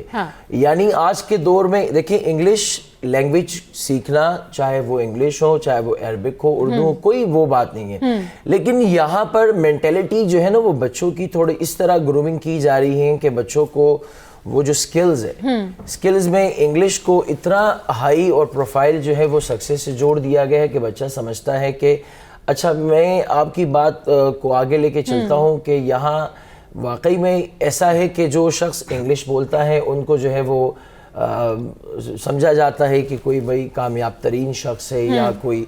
लेकिन इंग्लिश बोलना कोई गलत नहीं है। देखें, पाकिस्तान को अगर मैं कंपेयर करूँ दीगर ममालिक से, देखें ठीक है अब अंग्रेज़ी पढ़ा रहे हैं, लेकिन अंग्रेज़ बेहतर तरीके से जो अंग्रेज़ी पढ़ा सकते हैं वो तो पाकिस्तान में नहीं है। लेकिन जो चीज़ें देखिए, इमर्जन पूरी तरीके से हम उस चीज़ में इमर्ज नहीं है। आपका ताल्लुक मीडिया से, माशाल्लाह आप जहाँ सराउंडेड है, आपके आसपास वो लोग होंगे, तो हमारा जो है वो आधा तितर आधा बटेर वाला सिस्टम है। हम इस बात पर नहीं कह रहे हैं कि इंग्लिश नहीं आनी चाहिए, इंग्लिश आनी चाहिए, इसमें कोई प्रॉब्लम नहीं है। और अगर कोई एक्सपर्ट है इंग्लिश का तो फाइन, मगर इंग्लिश बोलने वाले शख्स को जो है उस शख्स से कंपेयर करना कि वो एक इंजीनियर है, अगर उसकी अच्छी इंग्लिश नहीं है तो आप उसको कैलकुलेट कर देते कि जी अगर किसी शख्स ने मैट्रिक पास किया हुआ है और किसी कोचिंग से अच्छा सा डिप्लोमा किया हुआ है तो आप देखेंगे वो एक अच्छी जॉब कर रहा होगा। लेकिन उसी के पैरेलल एक अच्छी डिग्री याफ्ता यानी अच्छा तालीम याफ्ता शख्स जो है वो आप कहीं साइड पे कोने पे बैठा हुआ नजर आ रहा होगा और लोग जो है उसको इतना प्रिविलेज नहीं कर रहे होंगे। इस पर बात करने के लिए हमें जो है वो हाजरा आरिफ ने भी ज्वाइन किया है, ज़ेबिस से हैं। अस्सलाम वालेकुम, वेलकम टू द शो। कैसी हैं आप? ठीक ठाक? वालेकुम अस्सलाम। आप भी सुन रही है जो डिस्कशन हो रही है, क्या ऐड ऑन करना चाहेंगी सारी गुफ्तगू पे आपके, भाई क्या होना क्या चाहिए एक्चुअल में, बैलेंस किस तरह रखा जाए? एक्चुअली जो मेरा पॉइंट ऑफ व्यू है, मेरा पॉइंट ऑफ व्यू ये है कि English is an important language. ठीक है, for excelling in any career, anything, whatever you want to do, आपको अंग्रेजी आना जरूरी है। ठीक है, आप ये नहीं कह सकते, देखिए लैंग्वेजेस तो जितनी भी आए वो आपके लिए एक एज है। तो आप ये नहीं कह सकते कि अगर आपको उर्दू नहीं आती, आपको इंग्लिश नहीं आती तो आप किसी मैदान में आगे नहीं जा सकते। आप जा सकते हैं, बट ऑब्वियसली एडिशनल आपके अंदर एक आपकी पर्सनालिटी में, आपकी क्वालिफिकेशन में, आपके करियर में एक एज आ जाती है when you know how to communicate in different languages. वही बात हो जाती है ना कि 50% की मेहनत, 50% लगा इंग्लिश का तड़का, तो वो मिलके आपकी पर्सनालिटी ग्रूम हो जाती है। लेकिन अगर यही मेहनत आप 70 या 80% कर रहे होंगे तो लोग आपकी लैंग्वेज बाद में देखेंगे, पर्सनालिटी पहले देखेंगे। इसकी मिसाल ये है कि कितने बड़े दुनिया के फुटबॉलर हैं, रोनाल्डो, कि आप फुटबॉलर्स को देखते हैं वो फख्र महसूस करते हैं, वो कहते हैं हमें नहीं आती, वी कांट स्पीक इंग्लिश। सो कहने का मतलब ये है कि इंग्लिश ज़रूर सीखें, आपकी पर्सनालिटी ग्रूमिंग के लिए बड़ी अच्छी चीज़ है, लेकिन इसको सहारा ना बनाए कामयाबी का। नहीं, सहारा नहीं, बिल्कुल नहीं,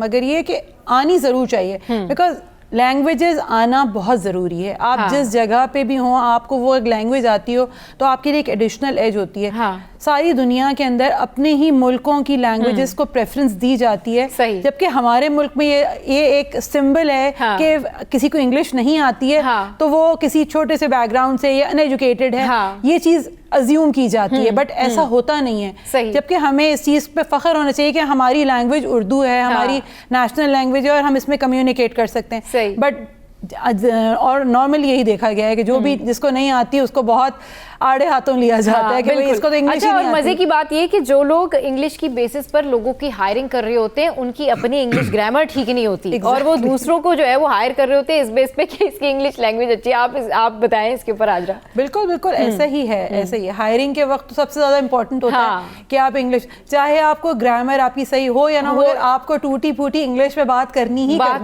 करनी है। उसी बेसिस पे आपकी हायरिंग होती है। अगर आपकी कम्युनिकेशन स्किल्स अच्छे हैं, एक्सेलेंट हैं, तो that means you are appropriate for the job. You don't know कि उसके अंदर वो स्किल्स भी हैं, क्योंकि ऑब्वियसली मैं एजुकेशन सेक्टर से बिलोंग करती हूँ, तो मैंने देखा स्टूडेंट्स में जो बिजनेस के स्टूडेंट्स होते हैं, जो सोशल साइंस, उनकी इंग्लिश स्किल्स बहुत अच्छी होते हैं, बट कंपैरेटिवली अगर हम स्किल वाले लोगों के, चाहे इंजीनियरिंग के या सीएस बैकग्राउंड के, उनके कम्युनिकेशन स्किल्स, एक होती है फॉर्मल इंग्लिश, आपने बात करनी है कि कम्युनिकेशन करना है, बिजनेस से रिलेटेड बात करनी है या कोई आपने प्रेजेंटेशन प्रेजेंट करनी है, उस वक्त पता लग जाता है कि आपने जो है वो 30 डेज वाली इंग्लिश सीखी हुई है या आपने जो है वो स्कूलिंग से आपकी बेस जो है वो इंग्लिश ग्रामर की बेस अच्छी है। तो इंग्लिश अगर कोई ये क्लेम करता है कि वो 30 डेज में सीख जाएगा तो आई मस्ट से कि हाँ, ये पॉसिबल नहीं है, क्योंकि बहुत सारी चीज़ें ना आप इन्वायरमेंट से सीखते हैं।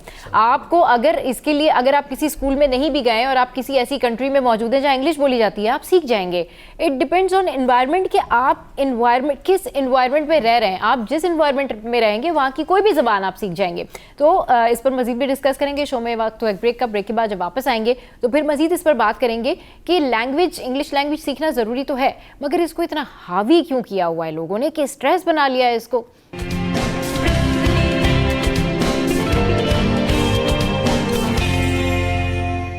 Welcome back. तो ब्रेक पे जाने से पहले हम यही बात कर रहे थे कि इंग्लिश ज़बान को अपना कॉम्प्लेक्स ना बनाएं, कम्युनिकेशन के लिए ज़रूर सीखें और लाजमी सीखें, लेकिन अगर आप इसमें उबूर हासिल नहीं कर पा रहे हैं तो आप, ऐसा नहीं है कि आप स्किलफुल नहीं हैं या आप टैलेंटेड नहीं हैं। आपका टैलेंट किसी चीज़ का मोहताज नहीं है, आपकी ज़बान का, लैंग्वेज का किसी चीज़ का मोहताज नहीं है। टैलेंट नज़र आता है, लेकिन अच्छी स्किल्स के लिए और उसको प्रेजेंट करने के लिए इंग्लिश लैंग्वेज की ज़रूरत होती है। आपकी पर्सनैलिटी में ये थोड़ा बहुत चेंज ज़रूर लेकर आती है, लेकिन किस हद तक और क्या करना चाहिए सर कि इनिशियल लेवल पर बच्चों को सिखा देनी चाहिए इंग्लिश, ताकि फिर उनको ये 30 दिन वाले, 60 डेज़ वाले और ये 3 इयर्स वाले कोर्सेज पे ना जाना पड़े। थोड़ा सा ये बता दें कि इसके लिए करें क्या।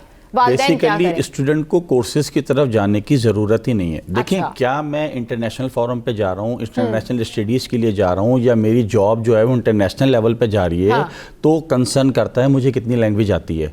लेकिन अगर मैं एक स्किलफुल पर्सन हूँ और मुझे पाकिस्तान के अंदर एक अच्छी मल्टीनेशनल कंपनी में जॉब ऑफर होती है, तो मुझे इंग्लिश की ज़रूरत कहाँ पड़ रही है? मुझे तो इंग्लिश की ज़रूरत इंटरनेशनल फोरम पे है ना।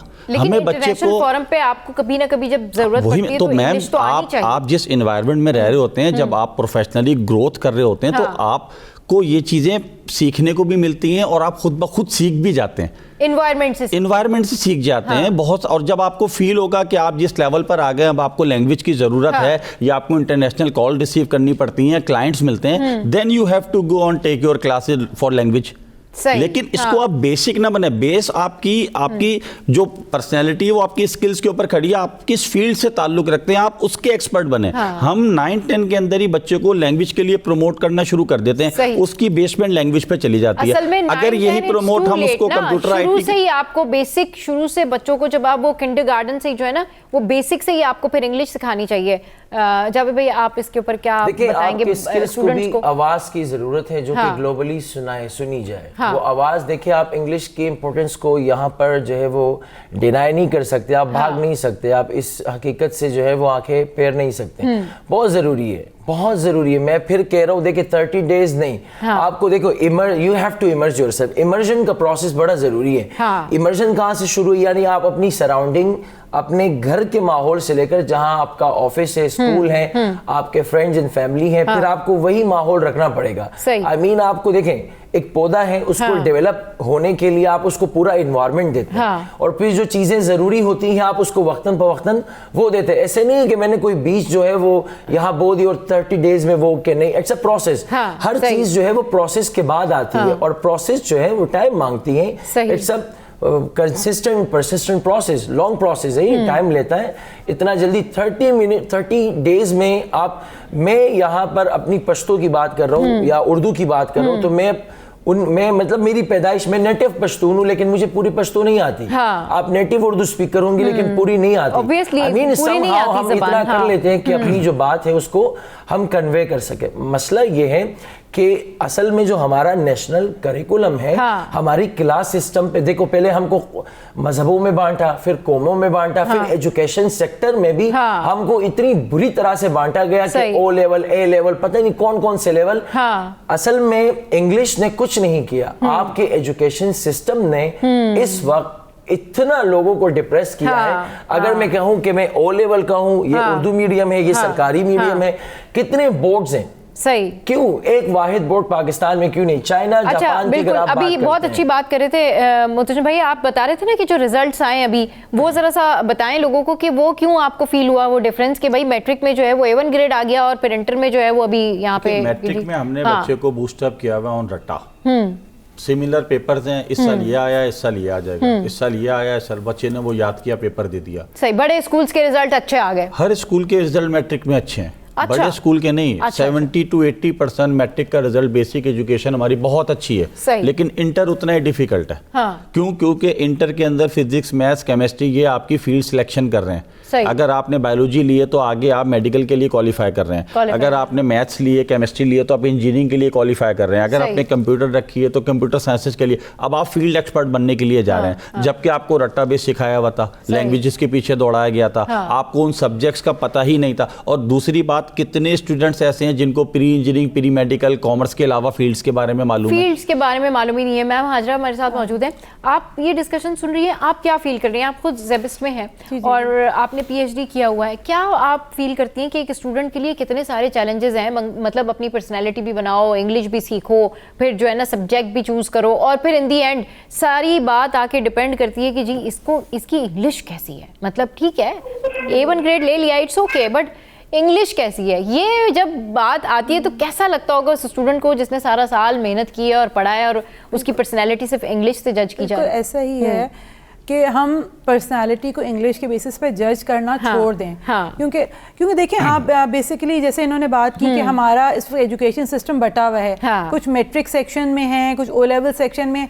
जैसे ही आप किसी करियर में जाते हैं तो आपको देखते हैं अच्छा ये ओ लेवल बैकग्राउंड का बच्चा है, डेफिनेटली इसकी इंग्लिश अच्छी होगी, ये स्किलफुल होगा, फौरन जज करते हैं, फौरन जज करते हैं, अच्छा होगा पढ़ाई में, इसको हम जो है, और इसकी CGPA भी अच्छी होगी तो हम इसको ले लेते हैं अपनी कंपनी, बिकॉज ये हमारी कंपनी के लिए एक अच्छा रिसोर्स होगा।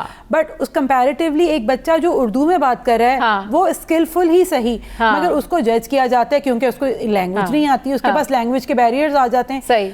जबकि मैंने खुद नोटिस किया है, मैं कंपनी से ये बात डिस्कस भी करती हूँ कि आप CGPA पे और लैंग्वेज पे क्यों जाते हैं? आप बच्चे के स्किल को देखें, स्किल को आप टेस्ट करें उसको कि उसको कितने हद तक चीजें आती हैं, वो कितना अच्छा परफॉर्म कर सकता है। अगर तो आपने उसको कम्युनिकेशन के लिए हायर करना है या फिर उसने आपने जो इंटरनेशनली उसको जो है वो मुख्तलिफ रिप्रेजेंटेशन के लिए हायर करना है तो फिर आप उसकी इंग्लिश देखें, लेकिन अगर स्किल्स के लिए हायर करना है तो स्किल वालों को लें। एक कॉलर ने भी ज्वाइन किया है। अस्सलाम वालेकुम, कौन बात करे, कहाँ से? जी डॉक्टर अशफाक बात कर रहा हूँ। जी, क्या कहना चाहेंगे? उसी हवाले से बात करना चाह रहे थे कि सारी जो चीजें जो डिस्कस हो रही हैं, जी जी, तो उसका अल्टीमेटली जो होता है वो ये होता है कि भाई आपका रिश्ता अच्छी जगह पे हो जाए, फिर आपकी लाइफ अच्छी गुजर जाए। तो इसी हवाले से जो मैं रिसर्च कर रहा हूँ जी, वो ये है कि कराची में जो डाइवोर्स रेट है वो तकरीबन 38% तक पहुँच गया है। अच्छा। एंड सिमिलरली जो पंजाब के बड़े शहर है वहाँ पे भी 35 राउंड अबाउट चल रहा है, यानी आपकी मोस्ट ऑफ द जो मैरिजेस होती है वो नाकाम हो रही है। तो उसका जो रीजन है, देखिए इसी को मैं हैप्पी मैरिज कोर्स में इसको सजेस्ट कर रहा हूँ कि जो सबसे जो इम्पोर्टेंट चीज देखिए हमारी लाइफ में होती है वो होती है मैरिज होती है। जी तो जी उस पर कोई तवज्जो नहीं देते कि भाई आप बच्चे को कैसे उसके लिए प्रिपेयर कर रहे हैं। इंग्लिश वगैरह बोलना, देखिए सारी चीजें डॉक्टरेट वगैरह की सारी चीजें इसलिए होती है कि उनका रिश्ता ऐसी जगह पे हो जाए। तो व्हाट हैपेंस आफ्टर, उसके बाद क्या होता है, देखिए उस पर हम कोई तवज्जो नहीं देते। सही। सोशल मीडिया पे या ड्रामा वगैरह पे सारी जो एंड्स होते हैं उसी में होते हैं कि आपकी शादी इसी जगह पे हो जाए जी। तो इसी को हम देखें एड्रेस कर रहे हैं, जो अभी मैं कोशिश कर रहा हूँ कि एक प्लेटफॉर्म पे जो प्रोफेशनल फ्रेशर आते हैं जो खासतौर पे एजुकेशन से वापस आए जी जी उनको इकट्ठा करके एक कोर्स शुरू करें, खासतौर पे कराची में, जहाँ पे हम खुद भी इस पे फॉलो करें इसको और इसको एड्रेस भी कर रहे हैं। और ये एजुकेशन में देखिए इसको हमें एड्रेस करना पड़ेगा कि अपनी बच्चियों को और खासकर बच्चों को किस तरह उनको प्रिपरेशन करानी पड़ेगी कि भाई आपने किस तरह से आगे चल के आफ्टर मैरिज लाइफ में क्या चैलेंजेस आते हैं, किस तरह आपकी मैरिज जो। चले ठीक है, बिल्कुल अशफाक साहब, आपका जो क्वेश्चन है वो हम तक आ गया है और हमारे गेस्ट यहाँ पर मौजूद हैं जो कि आपके सवाल का जवाब देंगे।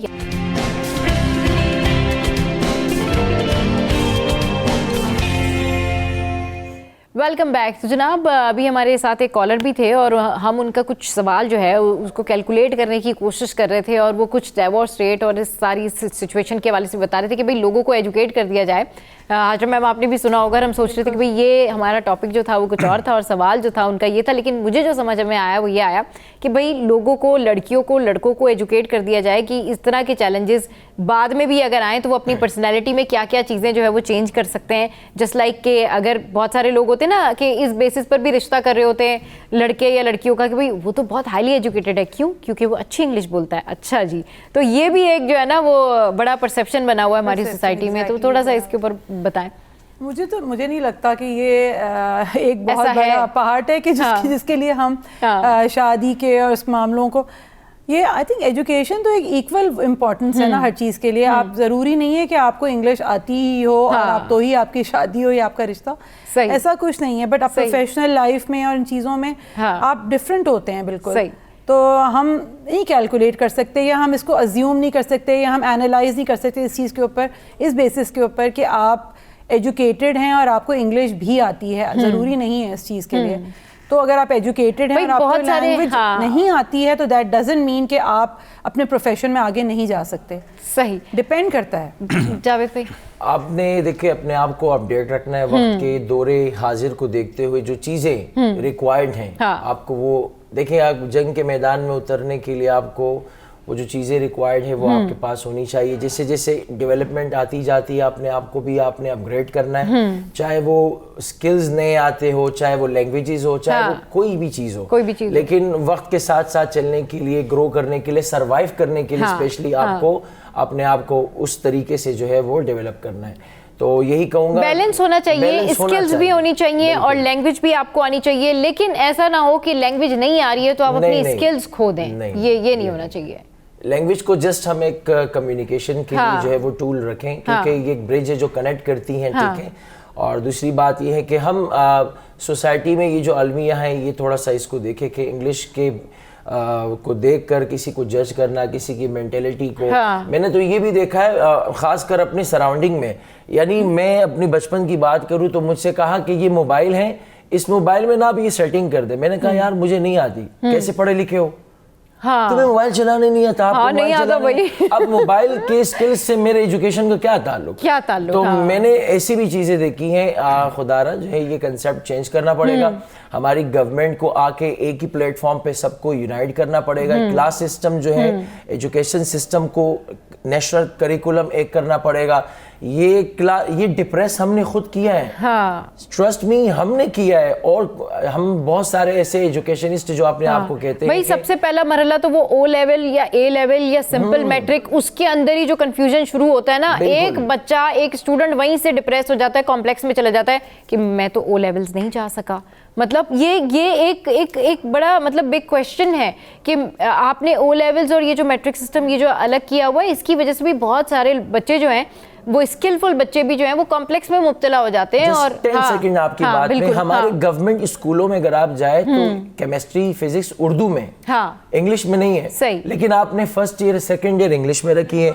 जब वो फर्स्ट ईयर में आता है तो बिल्कुल उसका कॉन्फिडेंस खुद गिर जाता है। आई मीन आपने पहले उसको उर्दू मीडियम का जो है वो गवर्नमेंट का बच्चा कितना जो है टैलेंटेड होता है, कम लिमिटेड रिसोर्सेज में वो सर्वाइव कर रहा होता है, ग्रो कर रहा होता है। अब वो हम केमिस्ट्री पढ़े, वो कीमिया पढ़ रहे हैं, आगे जाके जब वो लैंग्वेज बैरियर आते हैं, चेंज आते हैं, तो ऑटोमेटिकली उसका कॉन्फिडेंस जो है वो गिरता है और वो अपने मार्क्स उस तरह से अपने आप को मेंटेन नहीं कर पाता।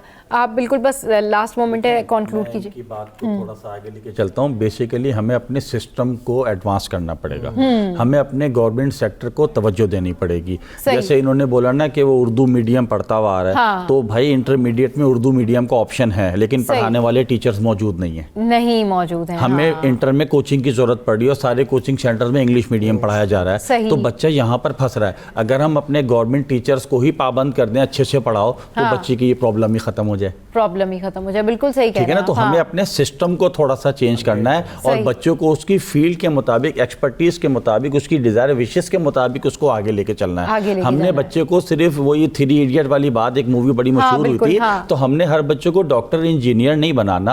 अगर सारे डॉक्टर इंजीनियर बन जाएंगे तो हमारा कंस्ट्रक्शन वर्क कौन करेगा, हमारे अदर वर्क्स कौन करेंगे, हमारे ट्रांसपोर्टेशन कौन देखेगा। हमारे इन्वायरमेंट के अंदर हर एक फील्ड की उतनी ही इंपॉर्टेंस है जितनी के अदर्स डॉक्टर्स और इंजीनियर्स की, ठीक है। डॉक्टर इंजीनियर को भी घर की जरूरत पड़ती है। मैं डॉक्टर इंजीनियर बन गया और मेरे पास घर ही नहीं है, तो मैं क्या करूंगा? तो मुझे सिविल इंजीनियर की भी जरूरत है, मुझे मैकेनिकल इंजीनियर की भी जरूरत। इन लोगों को लैंग्वेजेस की जरूरत नहीं है। सही, तो हम लैंग्वेज को सीखें as a promote, as a communication के लिए। हम कम्युनिकेशन हमारा एक बहुत अच्छी होनी चाहिए दूसरे ममालिक के साथ उस बात, लेकिन हमें अपने आप को इससे बाहर निकालना होगा कि अगर किसी को लैंग्वेज नहीं आती तो वो जीरो, ऐसा नहीं है। बिल्कुल ठीक है। मुझे इकबाल का एक शेर है कि अफराद के हाथों में है अक़वाम की तकदीर, हर फर्द है मिल्लत के मुकद्दर का सितारा। तो इट मीन्स हर फर्द यहाँ मौजूद इस माशरे में जो भी है वो तमाम जो है वो तरक्की जो है पाकिस्तान की उन सब से है, ना कि इंग्लिश बोलने वालों की से है, ना डॉक्टर से है, सब से है। तो एज ए यूनिट काम करेंगे, इंशाल्लाह ग्रो करेंगे। बहुत प्यारी बात की आपने, बहुत शुक्रिया मुतशम भाई, जावेद भाई और हाजरा मैम इस वक्त हमारे साथ हैं। आई होप कि ये जो कन्फ्यूजन है, ये जो कॉम्प्लेक्स है इंग्लिश और उर्दू लैंग्वेज का और अपनी पर्सनैलिटी की ग्रूमिंग का, ये आज के सब तक क्लियर हुआ होगा।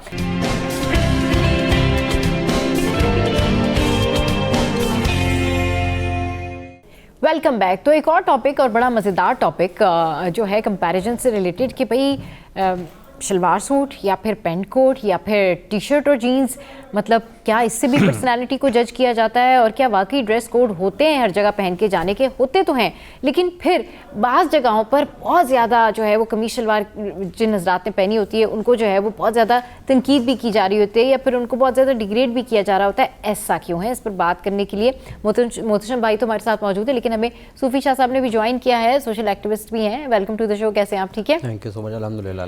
अच्छा, आज हम कंपैरिजन की बात कर रहे हैं कि भाई अगर कमीज शलवार अगर किसी ने पहना हुआ है तो वो किसी ऐसी हाई फाई होटल में डिनर रखा हुआ है किसी ने जहाँ पर बहुत बड़ी ठीक ठाक किस्म की पार्टी हो रही है और कोई बंदा कमीज शलवार पहन के चला जाए तो सारे लोग उसको देखना शुरू कर देते। क्यों? मतलब क्या ऐसा क्या इशू है कि ड्रेस कोड से लोगों को जज किया जाता है? मैम हमारे यहाँ पर जो है वो यही चीज़ राइज है कि हमें हमारे पहनावे से जो है वो जज किया जाता है।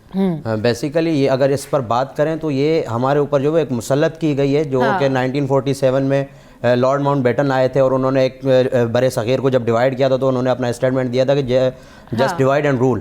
तो वो अभी भी हमारे ऊपर रूलिंग उनकी जो है वो चल रही है, क्योंकि अगर हम किसी भी अच्छे ओकेजन वगैरह पर जाते हैं वहाँ पर अगर हमारे पास पैंट कोट नहीं है, हम लोग अपने ट्रेडिशनल सूट जो है वो हमारा कल्चरल ड्रेस है हमारी पाकिस्तान की कुर्ता और शलवार, हम उसको फ़रोग नहीं देते। हम यूरोपियन कंट्रीज़ को जो है वो इस पर ज़्यादा फ़रोग देते हैं। वजह यही है कि हमारे ऊपर आज भी उनका वही जो है वो रूलिंग वाला कॉन्सेप्ट जो है वो आज भी हमारे ऊपर बरकरार है, वो खत्म नहीं हो पा रहा। बल्कि इस बात में तो हमें बड़ा प्राउड करना चाहिए कि जो बाहर ममालिक हैं लाइक यूरोपियन कंट्रीज़ हैं या फिर दूसरी कंट्रीज़ हैं, अमेरिका है, ब्रिटानिया है, वहाँ पर हमारा जो कमीज शलवार है उसको बड़ा ज़्यादा जो है वो हाईलाइट किया जाता है, उसको बड़ा जो है ना वो अच्छे तरीके से देखा जाता है। और जितने डिज़ाइनर्स हैं ना हमारे, यकीन करें बड़ा पसंद करते हैं मुल्क से बाहर लोग कमीज शलवार को। और हमारे ऐसे ही तो नहीं हमारे डिज़ाइनर इतने फेमस और इतने महंगे महंगे जो है वो कमीज शलवार वहाँ पर होते हैं, लेकिन ये बात शायद सिर्फ हमें समझ में नहीं आती है कि हमारे अपने ड्रेस कोड की पहचान क्या है।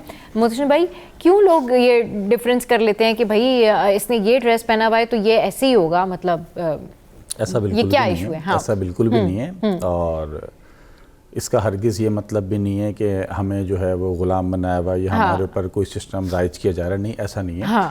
मैं आपको बताऊं, आप लोग मेरी बात को एडवांस में बता रहा हूँ, 200% सेकंड करेंगे। सही। Depend upon the personality. सही। अगर आपकी पर्सनैलिटी, आपका बिल्डअप स्ट्रॉन्ग है, whatever you want you wear, सही, आप उस पार्टी के अंदर, उस पोजीशन के अंदर अलग नजर आएंगे। गोया आपने 3-piece सूट पहना हुआ है या गोया आपने शलवार कमीज पहना हुआ है। सही। लाइक जो हमारे जो ट्रेंड्स चल रहे हैं उसमें जो मेंस वेयर है वो अलग हो जाता है। फिर हम देखते हैं कि जो लड़कों के लिए जो डिज़ाइनर ड्रेसेस होते हैं वो ये डिसाइड कर रहे होते हैं कि भाई जो बॉयज़ हैं, जो टीनेज है, वो जो है वो ये मेंस वेयर जो है वो वेयर करेगी। इसके अलावा अब जो है जो ओल्ड एज के लोग हैं वो कमीज शलवार में आएंगे या 3-piece सूट में आएंगे। तो ये क्यों इस तरह से जो है ना, नहीं है। आप आज भी देखें, बल्कि अभी PSL की ड्राफ्टिंग हुई है, सबने शलवार कमीज और वेस्टकोट सबने, बल्कि उसके बारे में तो हमारे जो पड़ोसी मुल्क है बड़ी बात हुई है उसके बारे में और बड़ा पसंद किया गया है। तो ये जी बोलिएगा। मैं एक बात ऐड करना चाहूँगा, सर जो बोल रहे हैं कि इस तरह से नहीं है। बीइंग अ यंगस्टर और मैं जो है मोटिवेशनल स्पीकर भी हूँ, अलग अलग जगह पर प्रोग्राम्स और इवेंट्स वगैरह भी ऑर्गेनाइज करवाता रहता हूँ। तो ये चीज़ें मैंने फेस की हैं कि जो है वो आपको, अगर आप देखो, अगर अपने कल्चरल ड्रेस में हो तो आपको ना सिर्फ ओकेजन्स में, आपको इंस्टीट्यूट्स में भी निगलेक्ट किया जाता है। जो मेरे साथ एक सीन हुआ था, I was getting my admission in the perspective of chartered accountancy का स्टूडेंट भी हूँ मैं। तो वहाँ पर जब मैं गया तो मुझे बैगेज शलवार दी, because I belong to the Sindhi cultural dress. तो मुझे बैगेज शलवार पहनी हुई थी जब मैंने, तो वहाँ पर जब मैं एंट्रेंस के लिए गया था अपनी फीस सबमिट करने के लिए, तो वहाँ पर मुझे एंट्रेंस पे जा रहे थे, जब मैं एडमिशन के लिए जा रहा था तो मतलब बाहर में वेट कर रहा था कॉरिडोर में। तो मेरे बाद जो स्टूडेंट्स थे जिन्होंने फीस सबमिट करनी थी उनको जो है वो किया जा रहा था, मेरे तरह एंटरटेन किया जा रहा था, मुझे निगलेक्ट किया गया उस टाइम पर भी। और जब मैं किसी टीचर के थ्रू वहाँ पर एंटर हुआ तो वहाँ पर जो एडमिन में हमारी एक फीमेल बैठी हुई थी, उन्होंने बाकायदा मुझे ये स्टेटमेंट कही थी कि I was ignoring you because of your baggage shalwar. तो जब मेरी कम्युनिकेशन उनके साथ इंग्लिश में हुई और मैंने उनको यही बोला कि all the glitters are not gold, क्योंकि हमें पहनावे से जो है वो आजकल जज भी किया जाता है, इंस्टीट्यूट्स हो, ओकेजन्स हो, किसी भी जगह पर आप चले जाओ। अगर दूसरी पर्सपेक्टिव में हम देखें तो बाहर की आपने जैसे बात की, तो मैं जब बाहर गया था दुबई वाली साइड पर, तो I wore the traditional dress there, baggage shalwar and I have Sindhi topi on my head. तो जब मैंने वो पहनी हुई थी तो वहाँ पर लोगों ने मुझे देखा, मैं उनकी जो है वो एक मतलब माइल करने की उनके एक बना, मैं माइल हुआ। हम ये बात कर रहे हैं कि चलिए जी, जो आम लोग हैं, जो आम आवाम है ना, उन्होंने इस तरह का बनाया हुआ है मोहतरम भाई, अपने दिमाग में ये बनाया हुआ है ट्रेडिशन। इनफैक्ट जो डिज़ाइनर हैं वो सजेस्ट करते हैं लोगों को कि भाई आप इस तकरीब में ये पहने, इस तकरीब में ये पहने। हम ये नहीं कहते कि ड्रेस कोड नहीं होना चाहिए, ओबियसली शादी में आप रेडी होकर जाएंगे, तैयार होकर जाएंगे, मगर हम जो बात कर रहे हैं ना, इन जनरल आम आवाम की बात कर रहे हैं कि जो आम आवाम है इसने जो है ये पेंट शर्ट और ये कमीज शलवार, इसमें इतना ज़्यादा डिफरेंस कर लिया है कि अगर कोई बंदा किसी वलीमे की बात कर लें आप, कि अगर कोई बंदा वलीमे में सबने कोट पैंट, एक नॉर्मल होता है कि भाई कोट पैंट वेयर करना है, अगर कोई बंदा कोट पैंट किसी ने वेयर किया हुआ है और वहाँ पर कोई कमीज शलवार पहना हुआ शख्स आ जाए तो उसको सब ऐसे देख रहे होते कि यार इसने तो ये तो आज तो वलीमा था, आज आपने कमीज शलवार तो कल पहनना था बारात में, क्योंकि वो तो एक कल्चर है। सो मैं इस हवाले से बात कर रही हूँ कि क्यों इतना हमने ये तो लिटिल बिट कुछ इवेंट्स के अंदर माइंड सेट होता है। हाँ, बेसिकली अब मैं अगर किसी कॉन्सर्ट में कोट पैंट में चले जाऊं तो वहां मुझे लोग देख के ही बोलेंगे कौन आ गया। तो बेसिकली एजुकेशन हमें ये बताती है कौन सा इवेंट है, आपने किस लिहाज से अपनी वेयरिंग रखनी है, आपका क्या ड्रेसिंग सेंस है, आपका क्या जो है पर्सनैलिटी है, उस लिहाज से आपने चलना है ना। अब मैं कुरान खानी के अंदर अगर कोट पैंट पहन के चले जाऊँ, क्या लोग मुझे रिस्पेक्ट देंगे? नहीं देंगे ना।